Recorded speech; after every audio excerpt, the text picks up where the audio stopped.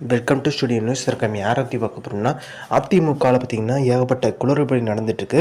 So ஓங்கி அடிச்சிருச்சு இப்போ தேர்தல் ஆணையம் எடப்பாடி பழனிசாமிக்கு. அந்த அளவுக்கு தான் தேர்தல் ஆணையத்தில் பார்த்திங்கன்னா இந்த உட்கட்சி விஷயமா, அதாவது இந்த பொதுச்செயலாளர் எப்படி தேர்ந்தெடுக்கப்பட்டார், ஸோ இந்த விஷயமா தொடர்ந்து பார்த்திங்கன்னா புகார் நிறைய டைம் புகழேந்தி, அதே மாதிரி ராம்குமார் ஆதித்தா இவங்கெல்லாம் கொடுத்து பார்த்திங்கன்னா பெரிய லெவலில் பார்த்திங்கன்னா தேர்தல் ஆணையம் விசாரிக்கல. அதனால் கோர்ட்டுக்கு போய் பார்த்திங்கன்னா டைரக்ஷன் வாங்கிட்டு விசாரிக்கிறதுக்கான வேலைகள் பார்த்திங்கன்னா ஒரு நெருக்கடி கொடுத்தாங்க. தேர்தல் ஆணையம் பார்த்தீங்கன்னா விசாரிக்க தொடங்கும் போது எடப்பாடி பழனிசாமி தடை விதிக்கணும்னு சொல்லிட்டு ஒரு மனு போட்டிருந்தாரு.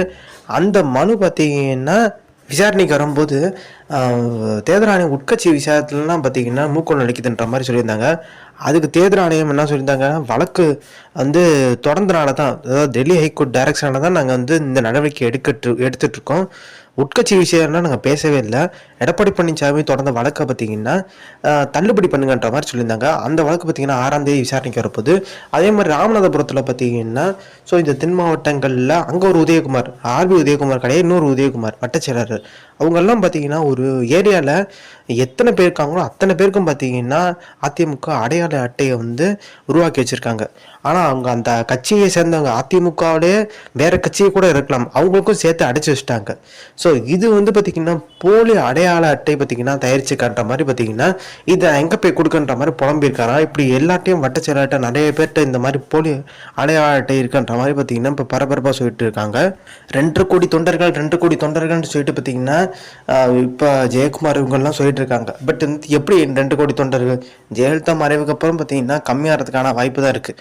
நீங்கள் நல்லா மேலெடுத்துட்டு, அதாவது அமைச்சர்கள் நிறைய பேர் பார்த்திங்கன்னா முன்னாள் அமைச்சர்கள் நிறைய பேர் ராஜகண்ணப்பன், அதே மாதிரி பார்த்திங்கன்னா செந்தில் பாலாஜி, நிறைய பேர் அதிமுக முன்னாள் அமைச்சர்கள்லாம் போய் திமுக அடைஞ்சிருக்காங்க.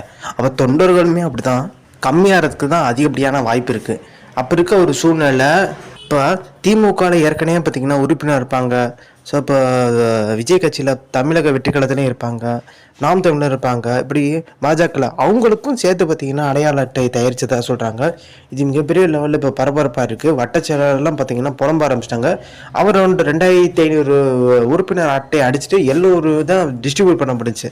மித்த 1000 கார்டுகளை பார்த்திங்கன்னா அவரால் விநியோகம் செய்ய முடியலன்ற மாதிரி புலம்பியிருக்கதா சொல்கிறாங்க. ஸோ இந்த இன்ஃபர்மேஷன் பிடிச்சா like, share, subscribe. Thanks for வாட்சிங் திஸ் வீடியோ.